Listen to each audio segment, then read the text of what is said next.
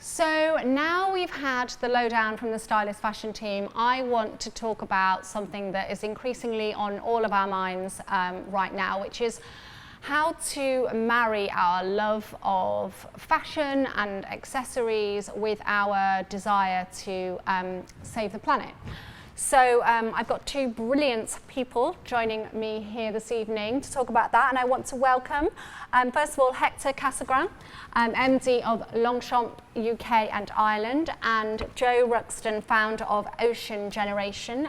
Thank you very much both for joining us here. So obviously, tonight we're talking about buying with forever in mind, because everybody wants to shop more consciously, more ethically, but at the same time, there's a lot of education that we need to do and a lot of things to consider as we go forward and do that. Now, Hector, I know that Longchamp have had an eye on sustainability since the birth of the brand, and that was back in 1948. And I think taking Le Pliage, right behind me here, just as a key example as what the brand stands for, I'd just like to cite a few facts that I'm going to read off my handy card. So first of all, Le Pliage has a really great design in terms of it's simple, economical, super durable, it doesn't waste materials, and in fact, I know that there was a capsule collection of about 15 years ago that was actually made out of some old lorry curtains, which is like so fascinating. Secondly, it gets a second life. So Longchamp have an in-house service that repairs around 60,000 bags a year. Yep. So the culture is not a throwaway one at all.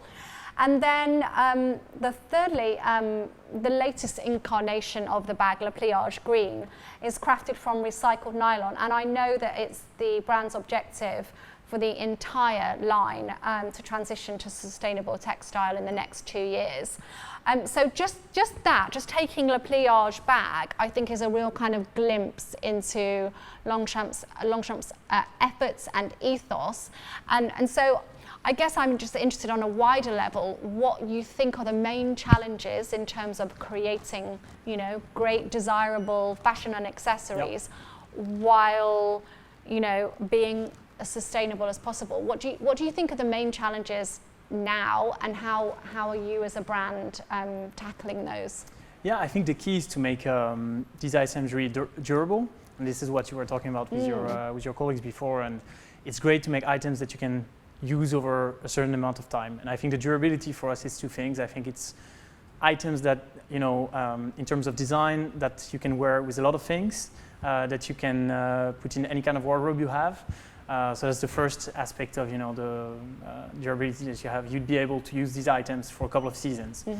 And the second thing is also that durability for us is more than just a word. We actually, as you said, we repair a lot of items. So 60,000 a year. It's one every 10 minutes. It's not too bad. So we repair a lot of bags. Stat. Yeah, it's a very good stat. So we really make sure that when these items get a little bit older, that you don't just throw them away, but that we actually make sure that you can use them a little bit longer, because if you've used them so long, it means that you love them. So we're actually very proud of repairing them for you as well. So I think that's the durability aspect of it is super important for us. Yeah. And that's one of the challenges that we love, actually, because it's key and it's in our DNA. And I think the second thing that's really core to what we're doing is also the craftsmanship that we have. And we just don't like to waste things. As you said, the pliage uses limited number of material. And we just like to make sure that there is as little waste as possible. And as a good craftsman, as a good craftsman, you want to make sure that the beautiful products that you have, the beautiful leather that you have, that you waste as little as possible from it. So this is what we're trying to do in Longchamp. So this is how we tackle the challenges. Okay, and tell us why you've partnered with Jo and Ocean Generation. I mean, obviously to marry the two desires to enjoy fashion, but also to enjoy the world around us. But what would you like to come out of your partnership?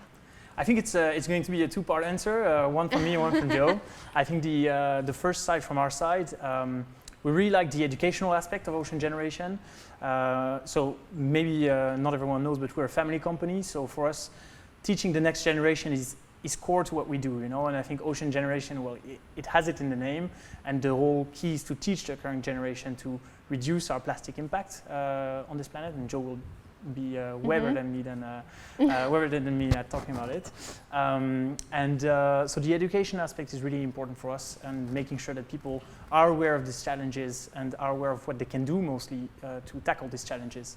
I think what's really interesting with Ocean Generation, what we really love to partner with them, is it focuses on key and simple, actionable things that you can do in your daily life. It's not some crazy, scary things that you need to change in your daily life. It's the small steps that all of us can take, and if all of us take these small steps, we're already making a great step together as a community. So that's, I think, one of the two things that are really interesting in this partnership.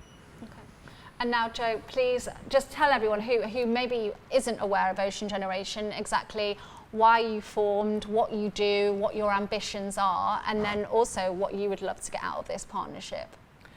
Well, we've been going since 2009, and we started focusing very much on plastic at the beginning, and I was making a film about the effects of plastic in the ocean, and the film ended up taking 8 years to make, and I learnt so much on that journey, and we went to 20 locations around the world, including the centres of the oceans, and really discovered the extent of the problem of plastic waste. What I didn't want to do with the film is to have a film out there that people might watch, maybe talk about for a bit, and then on to the next. I wanted the film to have a legacy. And that's what Ocean Generation does, because we take it a step further with education and with awareness, and to create a behavioural change movement. We were concentrating on plastic at the beginning. We're now looking at further ocean issues and looking at how we can ensure a sustainable relationship between humanity and the ocean. And I think what people need to realise is the impact that each of us has. Plastic was quite an easy one to understand, but it's something that we've been using as a disposable product for so long. And looking at it now, it's incredible that we chose a material that was designed to defy nature, to make single-use items out of it. Plastic doesn't break down. So when you throw it away, there is no away with plastic. It was designed to last forever. And I think that's the scary thing, isn't it, at the moment, is that people think that if they're consuming plastic, as long as they recycle it, they're not doing any damage, which is actually not the case. I mean, what were you saying, that only 1% or something? Yeah, well, globally 14% of plastic is recycled anyway. Right. But people think of recycling as a continuous process, that it keeps happening, it keeps going through. 1% of plastic globally goes through more than once. Okay. So all you're doing is prolonging the inevitable, that waste plastic that's going to be somewhere, and so much of it is getting into the ocean now. And that I find quite frightening, particularly as I've seen what happens, because plastic doesn't break down. It was designed not to, but it does get brittle and it breaks up, and those pieces get smaller and smaller and get into the food chain. So the film, for those who haven't seen it, who are watching, what was it called? I mean, I think it was... It's A Plastic Ocean. A Plastic and Ocean. And it's on Netflix and iTunes and Amazon Prime. Okay. So watch that if you haven't, all of the education. And what are you actually kind of hoping for from this partnership with Longchamp? Longchamp have set such an incredible example, particularly in the fashion industry, because we've got to a stage now where fashion changes so fast, and we feel we've got to keep up with it. That's so last year, and which is such nonsense. We have to start valuing what we've got. We really do. If you buy something because you love it and it suits you, or it's something you're using a lot, why then try and replace it just because another season's come in? If you value it and repair it, you will get so much more out of it, and it means it's not going to end up wasted in the environment. And Longchamp is setting the perfect example. This can be done. You can still be fashionable, but you don't have to start, threatening the ocean health, the environmental health of our planet. What are your top tips to those watching in terms of, in their everyday lives, what are the things that they can think about in terms of their consumption of plastic, and how they kind of interact with goods that they buy? I think the one thing you have to understand is that plastic doesn't go away. It was designed not to go away. So you have to consider the end of life of what you're buying, the end of use of what you're buying. Can you choose something different? If you're going to use that, what can you still use it for? Don't throw it away if it can be upcycled into something else. Simple things, and the obvious ones are, don't buy water in a plastic bottle. You know, we're lucky enough to live in a place where you can get clean water out of the tap. Buy one of these steel reusables and keep using it. You know, don't put everything in plastic bags. The beautiful bags here, beautiful examples of bags, but take them and reuse them. I mean, I'm old enough to remember when everyone had a shopping bag. You know, there was no consideration that somebody's going to put it in a plastic in a bag for you to take home. You know, we've got to go back to the way we were and not live a disposable lifestyle. And there's so many ways you can change it. Simple ones like solid soap. You know, you run out of soap, you don't need to buy another plastic container with liquid soap. And the other thing that you can do with soap is put it in the drawers with your clothes, and then your clothes smell fabulous. Or if you're packing. So just little things like that, yes. And you know, if it's barbecue season, don't get a lighter that when it runs out, you've got to buy another one. You know, where does it go? You know, matches. So it's thinking beyond. Yes, refillables, reusables. You know, just consider what is going to happen to this after I buy it. The idea of repairing is fantastic, and I think we've really got to go back to valuing what we've got and repairing it, and not just dumping it. And what's next? I know you said that Ocean Generation was launched in 2009. You've done great things in the last decade. What's the decade ahead look like in terms of what you'll be doing and everything that we can kind of learn and do to support you? We really need people to understand how the ocean functions, how it supports life on Earth. People need to understand that we can't exist without a healthy ocean.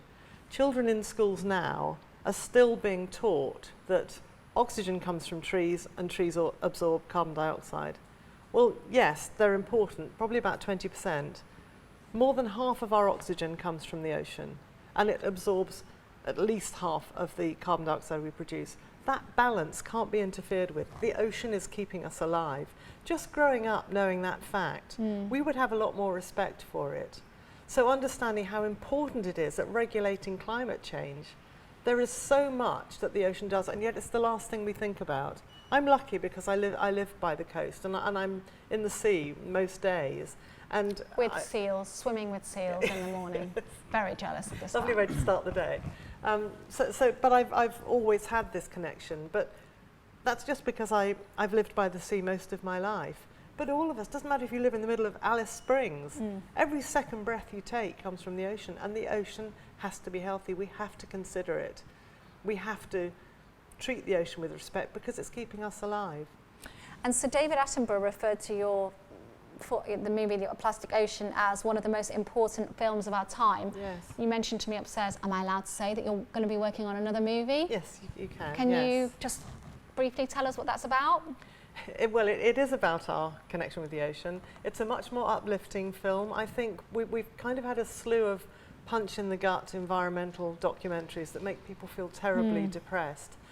I wouldn't be making another film if I didn't believe that there was endless hope for all of us. But so much of that means that we need to understand how the ocean functions, understand what it gives us, and also we get such joy from it. You know, we've just all been locked down for so long. How many people have been desperate to sit and look at the ocean, and you can't feel cross if you're sitting looking at the sea. It's the rhythm of it. You feel that connection just by wanting to look at it. People want to be by the water. What I am finding quite frustrating though is that people are travelling so far and then trashing the beaches, but that's got to stop. People need to understand plastic is not disposable. Barbecues are not disposable. They don't just disappear. And we can't keep putting our trash into the ocean. We can't keep taking everything out of it. It's so important for the whole planet and for our future, with climate change being such a threat to all of us. Thank you. Hector, anything else to add in terms of making sustainable fashion choices, and any kind of tips for our audience in terms of when they are out shopping and doing that because they love it? Yeah, I think the main thing is really to consider the brand and consider what the brand is doing in terms of sustainable actions. And I think the step that we're taking with the Pliage Green, it's one of the many steps we've taken. We've always had sustainability at our core, simply because, as we discussed with Jo, we're here to stay, and we're a brand that's looking at the future already. We're a brand that's looking at the next decades. So we need to make sure that our impact on the environment is as limited as possible. So when you make these decisions, these shopping decisions, I think it's understanding what the brand is doing, understanding what the actions, and educate yourself with the brands as well. And just wanted to, what Jo said about her next film and the more uplifting mood of the next film. I think this is exactly what we wanted to do with this Pliage Green campaign. And this was the idea of our creative director, to also say our impact doesn't have to be something scary on the planet. We can all take small steps, and we can all take small positive steps for the planet. And it doesn't have to be scary, and it doesn't have to be something overwhelming. And this is what we wanted to do with this campaign. So we have these funny garbage containers. These are so much better looking than my they're bins very, at they're home very good as looking. well. I agree. Are you okay for me to take one of these? We can discuss it. Okay, thanks so much. But to make something a little bit more fun, and recycling and your impact on the environment can be something positive in your life. It doesn't have to be stressful. It doesn't have to be overwhelming, as I said. So. That's a nice, positive way to finish this evening. Thank you so much, both, for discussing something that we're all kind of, really conscious about right now. Thank you out there for joining Longchamp and Stylist this evening to talk all things accessories and all things mindful shopping. Please, if you haven't already, do enter the competition to win one of these. It could be yours, you could keep it for life, but whatever bag you do have, enjoy it and make sure that you wear it forever. Good night.